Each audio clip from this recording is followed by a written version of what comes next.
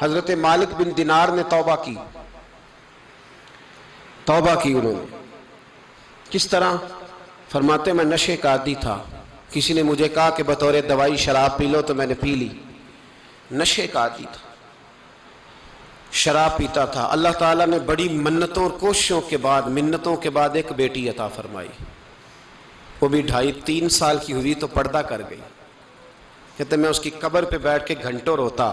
شراب کا عادی تھا. ایک دن سویا تو خواب دیکھتا ہوں کہ میرے پیچھے ایک بڑا سانپ لگ گیا, اور سانپ جب منہ کھولتا ہے تو انگارہ نکلتا ہے.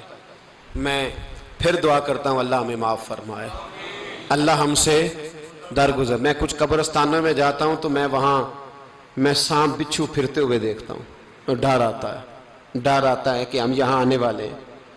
یہ لوگ کہہ رہے ہیں کہ تمہاری تیاری ہے, کسی وقت بھی اعلان ہو جائے گا کہ چلو بھائی چلو, فلاں صاحب کا جنازہ ہے, اٹھو. لوگ کہتے ہیں جلدی کرو, اور ایک کونے میں ایک شخص یہ بھی کہتا ہے کہ دیگ بھی رکھ لو, مہمان بڑے جمع ہو گئے.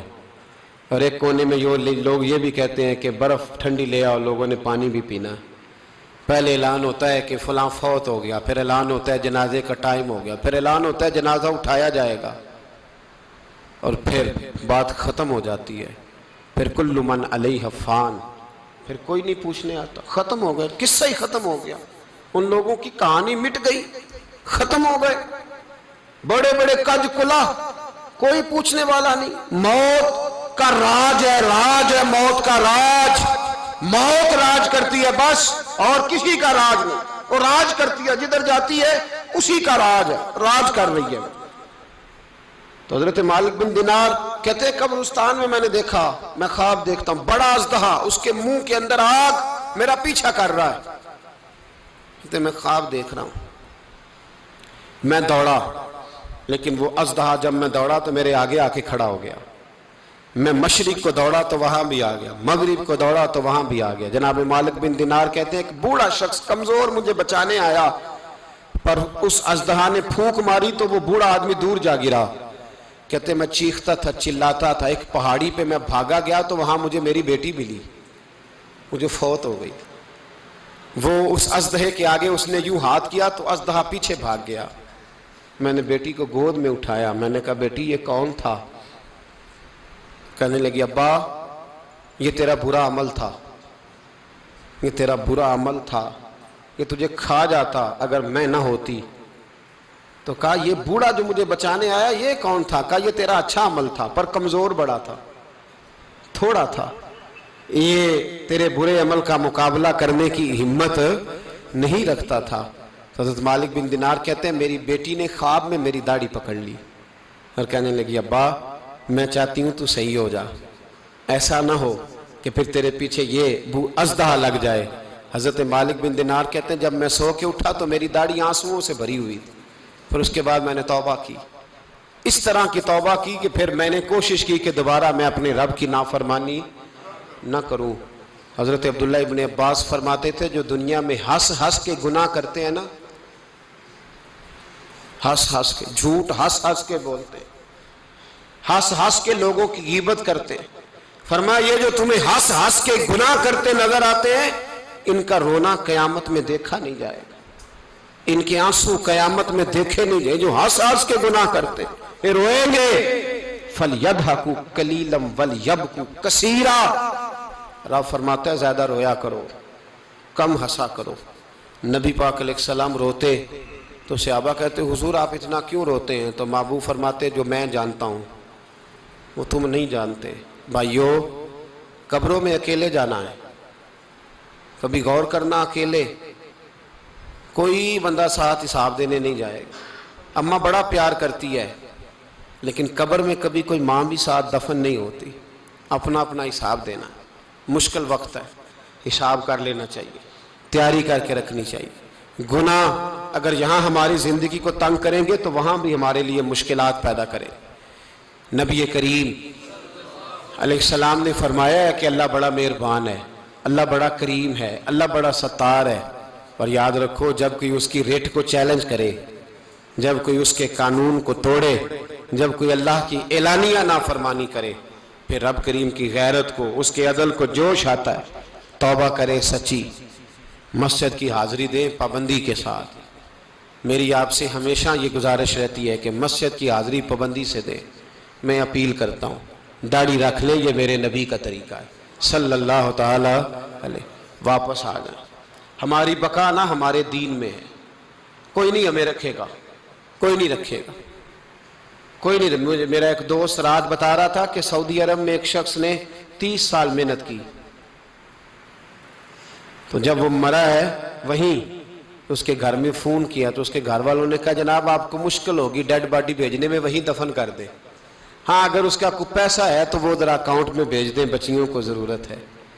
او بھائی تو اکیلا جائے گا، تیرے لیے مشکل ہو جائے. اپنے بھی ساتھ یقین کریں، بچے دعائیں کرانے آتے ہیں، کہتے ہیں حضرت جی دعا کریں اللہ اماں کی سختی معاف کر دے.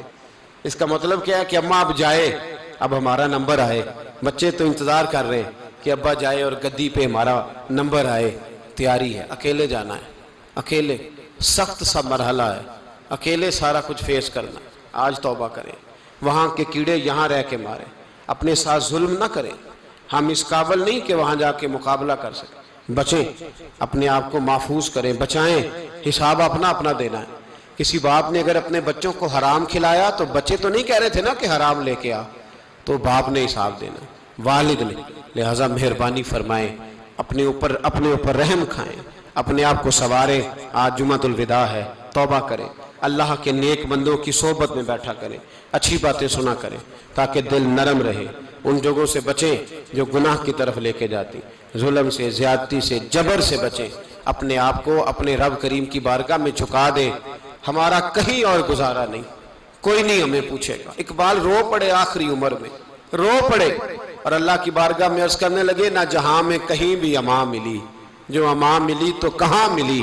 میرے جرم خانہ خراب، تیرے عفو بندہ نواز میں. پناہ صرف اللہ رسول کی بارگاہ میں، باقی کوئی پناہ دینے کو تیار نہیں ہے. دعا کرتا ہوں اللہ کی بارگاہ میں اللہ ہمیں سچی توبہ کی توفیق عطا فرمائے. آخر دعوانا ان الحمدللہ.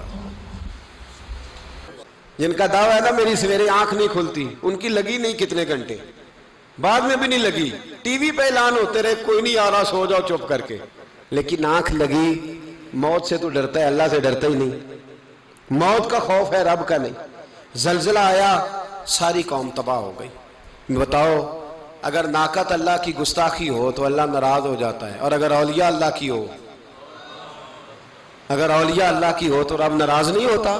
شرم نہیں آتی لوگوں کو داتا صاحب کی بے ادبی کرتے، شرم نہیں آتی لوگوں کو غوث اعظم کی گستاخی کرتے، حیا نہیں آتی جنہوں نے دین پھیلایا ان کی بے ادبی. میں درد سے کہتا ہوں، رو کے کہتا ہوں، اور اگر کلیجہ پھٹ سکے تو میں دکھاؤں زخم کتنے. ایک حج کے موقع پر ایک بابا جی، اس سال 4,80,000 روپے کا پرائیویٹ حج تھا، اور بابا جی کی کیفیت کمزور تھی، بیچارے بیمار تھے. اس کے باوجود وہ گئے. بوڑھے آدمی، جا کے بیٹھیے، بزرگ، اور کتنی مشکل ہے وہاں منا، مزدلفہ، عرفات، طواف زیارت. کتنا مشکل کام ہے طواف زیارت کرنا، طواف وداع کرنا. کس کٹھن سے حج کیا، بڑھاپے میں پیسے بھی لگائے. اور جب وہ روضہ رسول پہ گئے صلی اللہ اور انہوں نے جا کے نبی پاک صلی اللہ علیہ وسلم کے روزے کی طرف منہ کر کے درود شریف پڑھا تو ایک ملا نے اٹھ کے کہہ دیا تو مشرک ہے. تو میری روح کانپی. میں نے کہا تجھے شرم نہیں آئی، حیا نہیں آئی؟ اس کی عمر دیکھ، کس بڑھاپے میں کہاں سے چلا، کہاں آیا. یہ مشرک ہوتا تو کسی مندر میں جاتا، یہ مشرک ہوتا تو کسی گرجے میں جاتا. یہ مشرک نہیں، یہ مومن ہے. اور یہ وہ والا مومن ہے جس کے سینے میں دل جب دھڑکتا ہے تو خالی دھڑکتا نہیں، ساتھ وہ محمد عربی پہ درود و سلام بھی پڑھتا ہے. شرم نہیں آتی لوگوں کو، اتنی بڑی گستاخی کرتے. جو روضہ رسول پہ آیا مشرک ہے. میں نے تو ایک مولوی کو صاف صاف کہا تھا، میں نے کہا اگر میں مشرک ہوں تو نکالو، مشرک کا داخلہ تو یہاں ویسے ہی منع ہے. شرم نہیں آتی؟ اپنی زبان کا ایک پاس کرو کچھ. اتنا ظلم، اتنی بڑی فرقہ واریت امت میں، اتنا امت کو تقسیم کرتے ہو، تمہیں شرم نہیں آتی؟ جہاں سے اتحاد کا پیغام دینا چاہیے وہاں سے تم لوگوں کو فرقے کا پیغام دیتے ہو، ایک مقصود فرقے کی تبلیغ کرتے ہو. خدا را تو میں کہہ رہا ہوں ناقت اللہ کی بے ادبی پہ عذاب آتا ہے تو اولیاء اللہ کی بے ادبی میں نہیں آتا. داتا صاحب ساری زندگی تبلیغ کرتے رہے، ایک آدمی نے اٹھ کے کہہ دیا جناب وہ تو شرک کا اڈا ہے، تو رب کریم ناراض نہیں ہوتا ان باتوں سے؟ ہمیں خیال کرنا چاہیے، اللہ سے ڈرنا چاہیے، ان چیزوں سے عذاب آتا ہے اور آ رہا ہے، اللہ تعالی ہمیں محفوظ فرمائے۔ اللہ ہمیں اس سے، قوم لوط پہ بھی عذاب آیا، ہم جنس پرستی،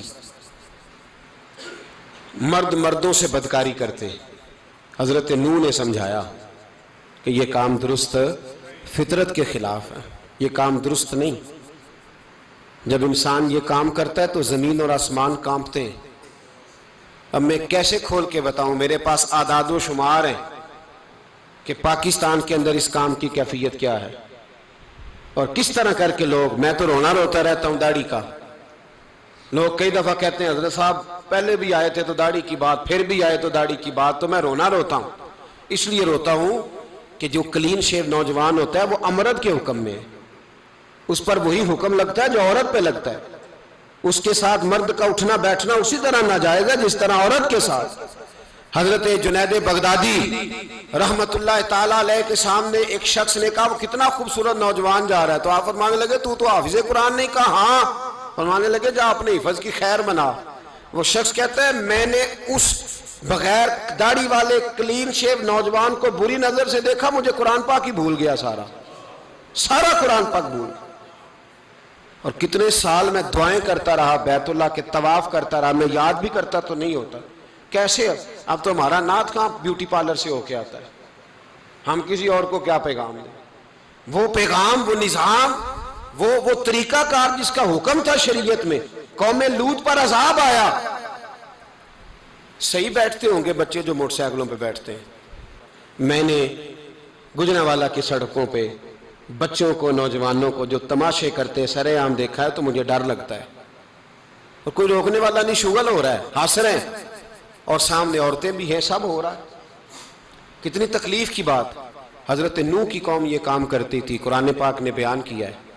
حضرت نوح نے سمجھایا، فرمایا رب کریم نے تمہیں اپنی خواہش پوری کرنے کے لیے جائز طریقہ عطا فرمایا، عورتوں سے نکاح کرو، اور اس نکاح کی برکت سے جو اللہ تمہیں اولاد دے گا اس کو اللہ تبارک و تعالیٰ تمہارے لیے باعث بخشش بھی فرمائے گا۔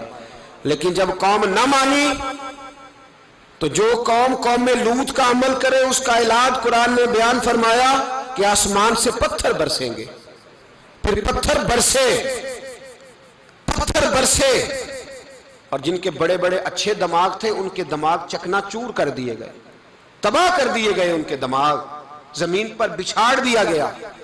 اللہ مہلت دیتا ہے، لیکن اس کا مطلب یہ نہیں کہ انسان توبہ ہی نہ کرے۔ حضرت شعیب علیہ السلام کی قوم پر بھی عذاب آیا، اس لیے کہ بددیانتی کرتی تھی، ناپ تول میں کمی کرتی تھی۔ میں نے کہا تھا شب قدر کی رات کہ یہ کوئی تماشا ہے کہ شب رات آئی تو ساری رات روتے رہے، یا اللہ معاف کر دے، یا اللہ معاف کر دے، رو رو کے چیخے مار مار روئے۔ شب قدر آئی تو پھر چیخے ماری، ساری رات روئے۔ تو جس بندے کا پروگرام ہی نہیں سویرے بدلنے کا، دکان پہ بیٹھ کے پھر وہی ناپ تول میں کمی، پھر وہ اللہ تعالیٰ معاف کرے۔ میں ایک مضمون پڑھ رہا تھا تو وہ فوڈ کے اسپیشل لوگ تمہیں لکھا تھا مہربانی کرو ملاوٹ ہی اچھی چیز کی کر لو، مرچ میں کیری تو نہ ملاؤ اینٹوں کی، وہ تو بیمار کرتی ہے، وہ تو خون کی آنتوں کو روک دیتی ہے۔ وہ کہنے لگا، اور وہ کہتا ہے میں تمہیں بتاتا ہوں کون کون سی چیز ملائی جا سکتی ہے، وہ ملا لو۔ خدا را اس قوم پہ رحم کرو، مہربانی۔ ایک دوست ہے ہمارے، میں وزیر آباد میں ان کے گھر بیٹھا تھا تو ایک میڈیکل، میرا کسی شخص پہ اعتراض کرنے کا میں مجموعی بات کرتا ہوں۔ میں ایسے ڈاکٹروں کو جانتا ہوں جو اللہ تعالیٰ فضل کرے سچ مچ کے نیک ہیں، اچھے لوگ۔ تو بچے کا میڈیکل سٹور ہے، تو والد بیمار ہو گیا، تو کہتا ہے ابا جی ڈاکٹر صاحب نے کہا آپ کو ڈرپ لگنی ہے، تو سگے باپ کو ڈرپ لگانے لگا، تو باپ کیا کہتا ہے پتر تیری مہربانی مینوں کوئی اصلی لائی، وہ نہ لائیں جڑی لوکاں نو لانا ہے۔ اب وہ پیار سے سنا رہا ہے بات۔ میں نے اسے کہا کہ یہ تو ڈوب مرنے کا مقام ہے نا، ڈوب مرنے کا مقام، کہ جس ملک کے اندر دوائی بھی صحیح نہ بکے، اصلی نہ ملے دوائی بھی، اور پھر وہ قوم کہے کہ ہم نے تو پورے روزے رکھے، ہم نے تو بڑا صدقہ اور خیرات کیا، دوائی بھی اصل نہ ملے۔ جناب شعیب علیہ السلام کی قوم ناپ تول میں کمی کرتی تھی، تو اللہ تبارک و تعالیٰ نے ان پر بتا عذاب کس طرح کا بھیجا۔ شدید گرمی ہوئی، اللہ ہمیں محفوظ فرمائے. سارے آمین کہہ دیا. دیکھیں کتنا اچھا موسم کر دیا رب کریم. اللہ ہمیں محفوظ فرمائے, اللہ رحمت فرمائے. شدید گرمی کی لہر آئی, باہر اتنی گرمی ہوئی کہ لوگ اپنے گھروں میں گھس گئے. جس طرح سورج کی شعاعیں گھروں کے اندر داخل ہو جاتی, اس طرح گرمی کی لہر اندر داخل ہوئی. اور جس طرح کسی کو آگ لگ جائے تو وہ آدمی اچھلتا کودتا ہے نا, اس طرح یہ لوگ اچھلنے لگے اور اچھل کود کے مر گئے. جرم کیا تھا؟ ناپ تول میں کمی کرتے. حضرت داؤد کی قوم بھی تباہ ہوئی. جرم کیا تھا؟ ہفتے والے دن مچھلیاں نہیں پکڑنی تو یہ پکڑتے تھے. حکم ہے نا مسلمان کو نماز کے ٹائم کوئی اور کام نہیں کرنا, نماز پڑھنی ہے. میرا خیال ہے مسلمان تو فٹافٹ آ جاتے ہیں, سارے ہی پہنچ جاتے ہیں نا مسجدوں میں. ہلکا ہلکا بول رہے ہیں آپ, کیوں نہیں پہنچتے؟ اگر حضرت سیدنا, اور پتہ انہیں سزا کیا ملی؟ اللہ نے فرمایا اس ٹائم عبادت کرنی ہے, کام نہیں کرنا, وقت نہیں ہے کام کا. انہوں نے مچھلیاں پکڑی, 12,000 لوگ تھے. پتہ ہے مالک نے سزا کیا دی؟ بندر بنا دیا اللہ کریم.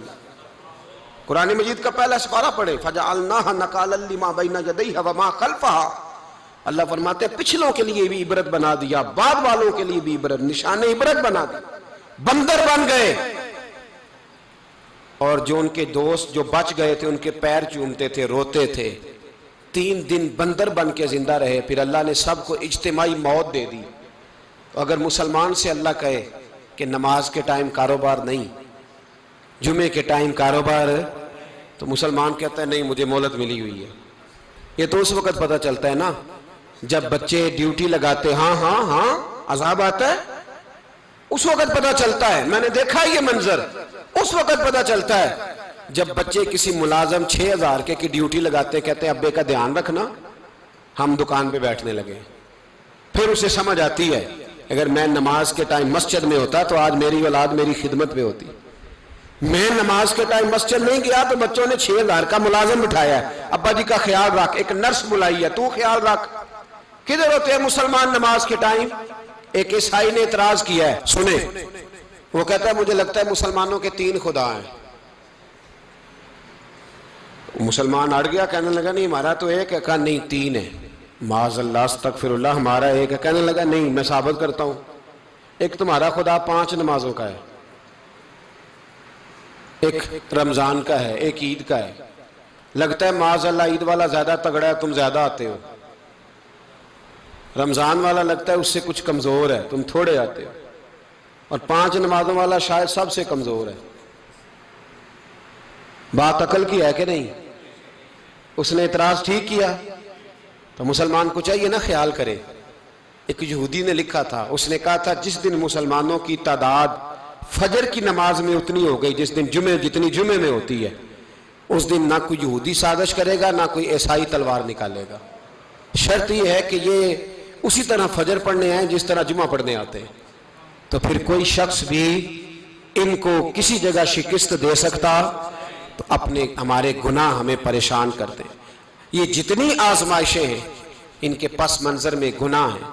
ہماری زندگی کے اندر جتنی تکلیفیں, ہماری پریشانیوں کا سبب ہم خود ہیں. بہت ساری جگہوں پہ ہم غلطی کرتے ہیں, اس کی ہمیں سزا ملتی, غلطی کی سزا. ایک نوجوان نے مجھے بڑی گہری بات سنائی, میرا قریبی تعلق تھا. کہنے لگا گھر میں بڑا مسئلہ ہے, بڑی پریشانی ہے, ماں اور بیوی کا ماحول اتنا سخت ہو گیا ہے کہ نمٹ نہیں سکتا. آپ یقین کریں میں نے ڈیٹیل سے ساری چیز کو سٹڈی کیا, میرے پاس اتنا وقت نہیں ہوتا, پھر بھی میں نے اس فیملی کو پورا پڑھا تو غلطی نوجوان کی نکلی. نہ اس پہ اماں اعتبار کرتی ہے نہ بیوی اعتبار کرتی ہے. اس نے جھوٹ بول بول کے اس طرح کی ماحول پیدا کر دیا ہے کہ کوئی اس پر اعتماد کرنے کو تیار ہے.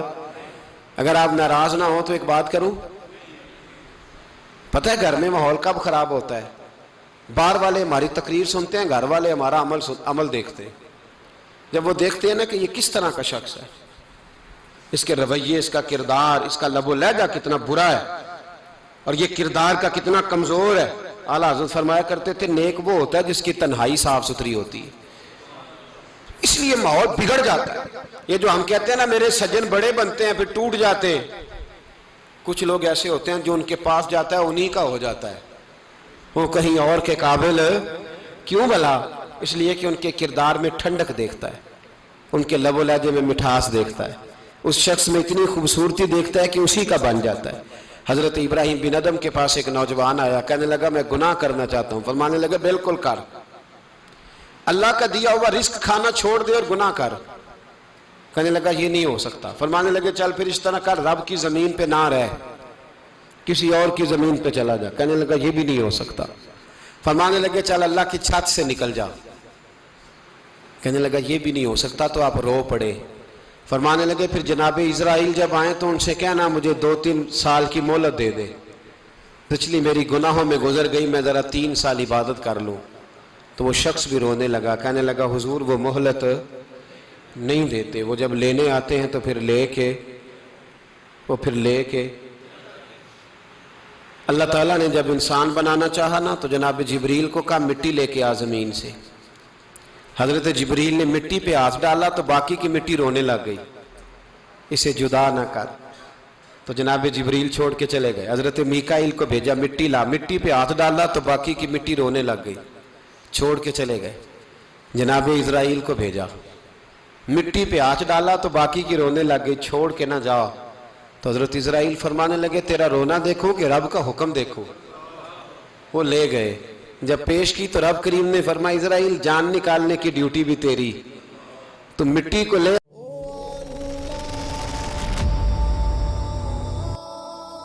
ایک سنار نے گلی میں ایک یتیم چھوٹے سے بچے کو گھومتے دیکھا تو سنار بے اولاد تھا، بچے کو اٹھا کے گھر لے آیا۔ 18 سال اس بچے کی پرورش کی، اس کو پالا پوسا جوان کیا۔ سنار کے پاس وہ دکان پہ چلا جاتا، وہ کئی دفعہ دکان پہ رہتا، کئی دفعہ گھر میں رہتا۔ ایک دفعہ وہ دکان پہ تھا، بچہ گھر تھا، 18 سال کا جوان، اس کی بیوی اکیلی تھی۔ وہ جس نے ماں بن کے پالا تھا اس نے اسی پہ حملہ کر دیا، اس کا بازو بری نیت سے تھاما، بیوی چیخی۔ تھوڑی دیر گزری تو وہ نوجوان پیروں میں بیٹھ گیا، کہنے لگا اماں پتہ نہیں مجھے کیا ہوا۔ شام کو سنار آیا، بیوی چیخنے لگی، چلانے لگی، کہنے لگی آج عجیب بات ہوئی، جس کو میں نے جگر کا خون دے دے کے پالا اسی نے گندی نظر ڈالی۔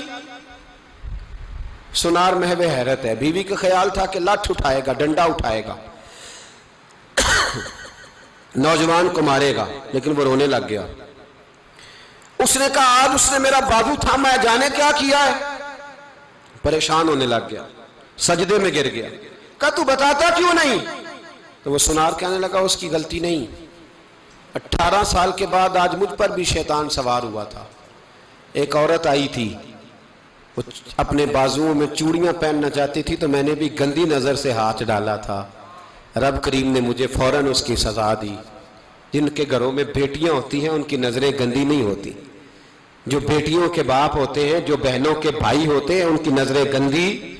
اور اگر تو ٹیلی فون کرتا ہے، تو کسی عورت کے ساتھ تعلق رکھتا ہے تو یہ بات لکھ لے، امام فخر الدین رازی 1، علامہ اسماعیل حقی 2، ملا جلال الدین رومی 3، امام خازن 4، امام جلال الدین سیوطی 5 حدیث کے استاد اور محدث لکھتے ہیں کہ اگر تو کسی پر گندی نظر ڈالے گا تو تیرا گھر بچ سکتا، یاد رکھ نہیں بچے گا، اس لیے کہ تیری نظر کسی کی بیٹی کو بیٹی سمجھ تاکہ تیری بچی کا پردہ قائم رہے، کسی کی بہن کو۔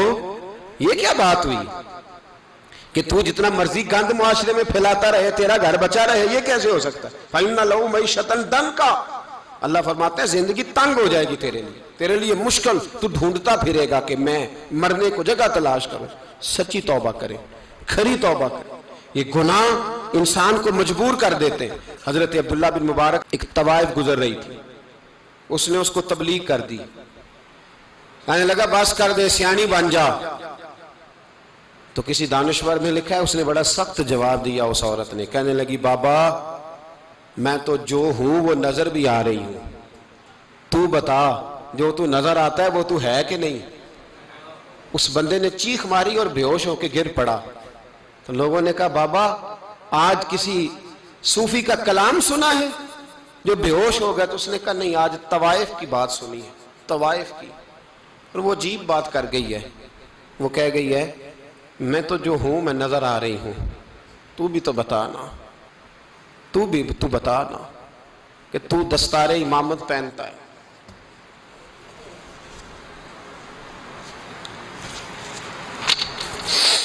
تو بتا تو جو کہلاتا ہے تو وہ ہے کہ نہیں؟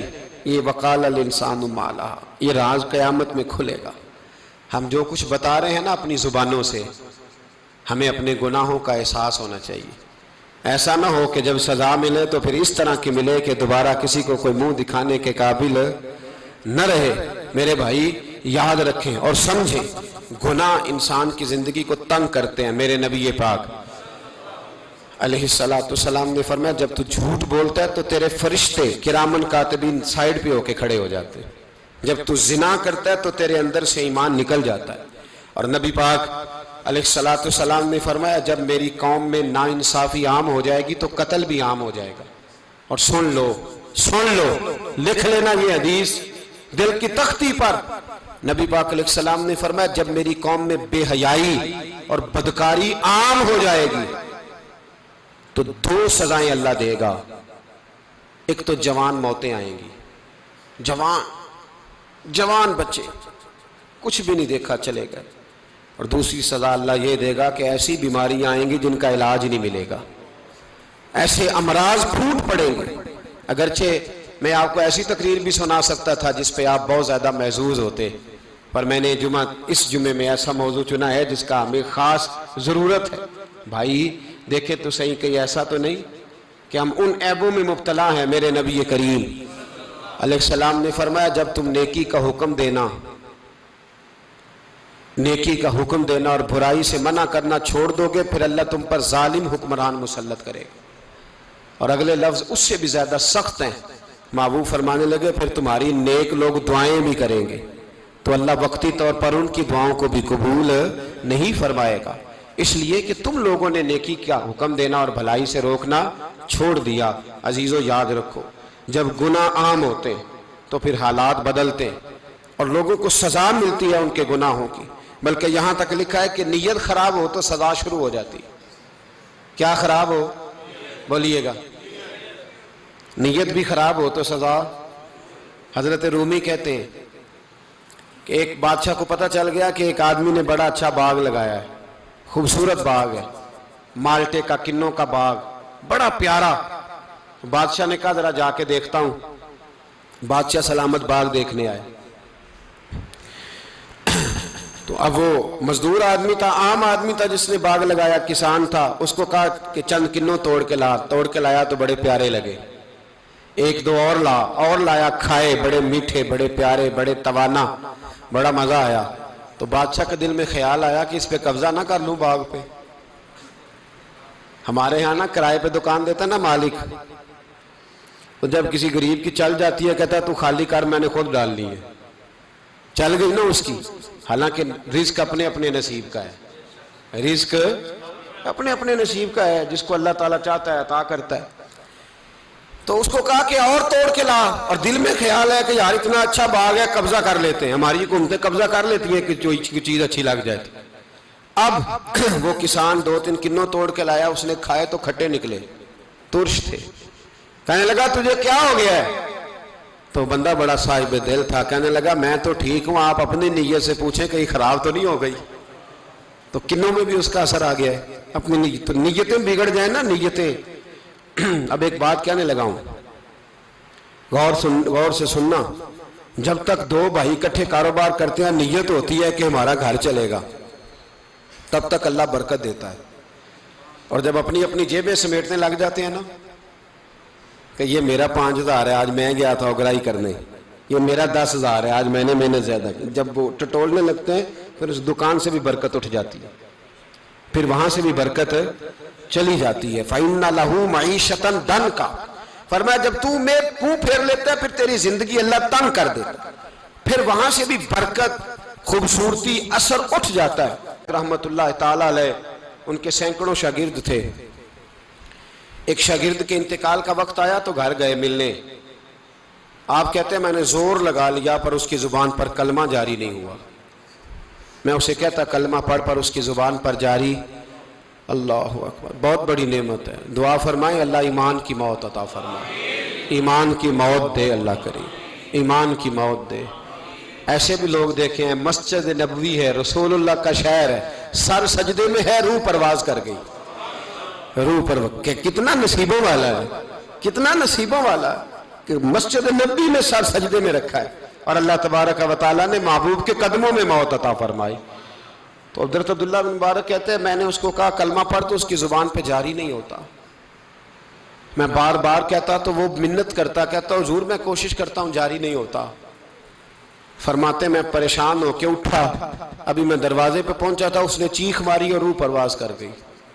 بچے رونے لگے، بیوی رونے لگی، تو میں نے اس کی بیوی سے کہا کہ یہ جرم کیا کرتا تھا، اتنا بڑا پاپی پہ کلمہ جاری نہیں ہوا۔ اس کی زوجہ کہنے لگی حضرت جی 2 گناہ تھے اس کے، ایک تو یہ شراب کا عادی تھا، روکتی تھی باز نہیں آتا تھا،